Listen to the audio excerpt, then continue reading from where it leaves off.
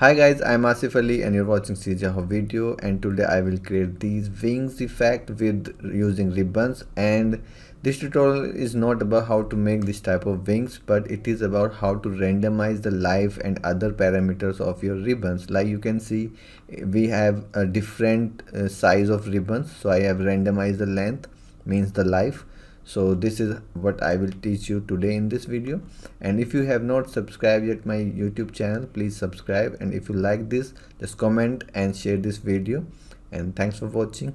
Just start this tutorial.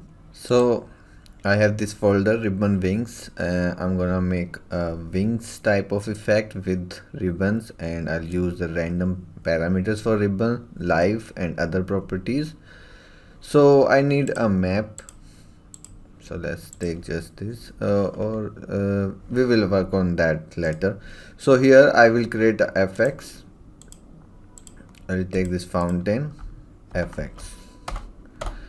Okay, and you can take here ribbon, of course.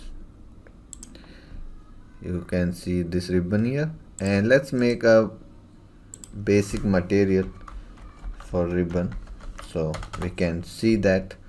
So I'll just take the particle color